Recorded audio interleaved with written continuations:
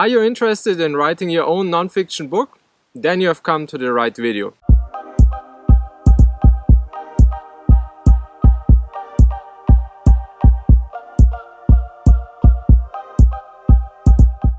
Welcome to another episode of Below the Apple Tree.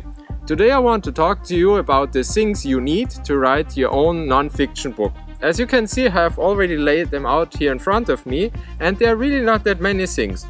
Probably at the heart of it all is my trusty computer. In my case, I use a 2017 MacBook Pro 15-inch with touch bar.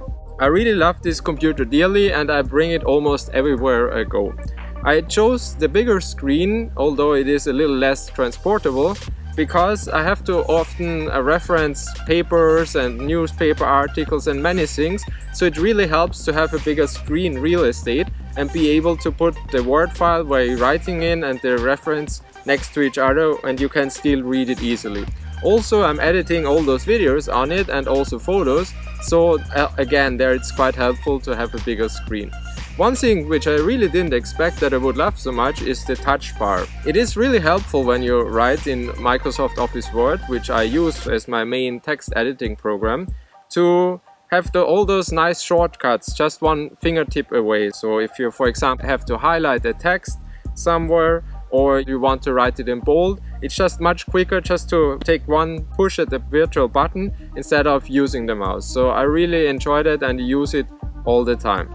I really prefer having a laptop over any kind of a desktop PC because it enables me to change location. One thing that I have found out quite a while ago is that when I'm stuck in a chapter, it really helps me to change location, to go from my apartment to a coffee house, to a library, or even being in a train or airplane, wherever. It really helps me to change the perspective, and then I come up with new ideas. So for that I need something portable, and that's why I use a laptop. Talking about portable, something which I always bring with me is a notebook and a pen. I use it for everything, to write down ideas which I suddenly come up with, plan interviews and write down the questions I'm going to ask, or also to plan chapters and see how they can logically interlock. That is something really important when writing a non-fiction book. The next thing I always have on me, of course, like everyone else nowadays, is a smartphone. I use it, for phone calls, email, messages, whatever, to, for example, arrange interviews, and then once I'm at an interview, I use the recording app on the phone to record it and then being able to easily transcribe it after.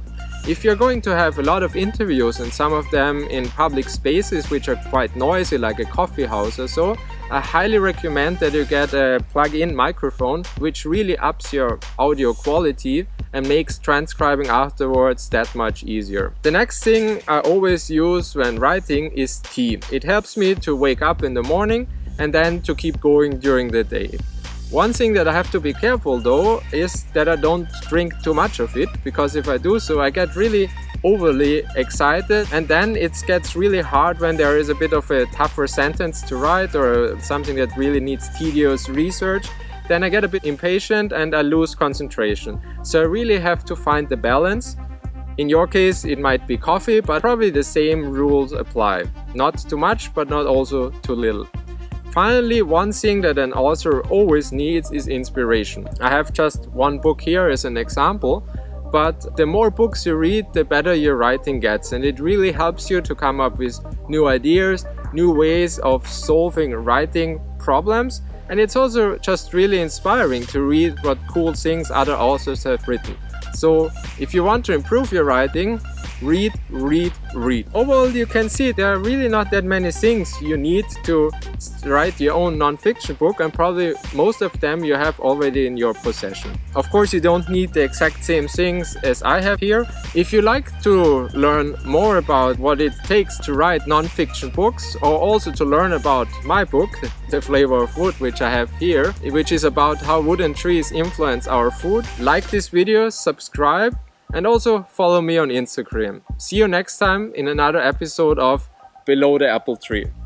Goodbye.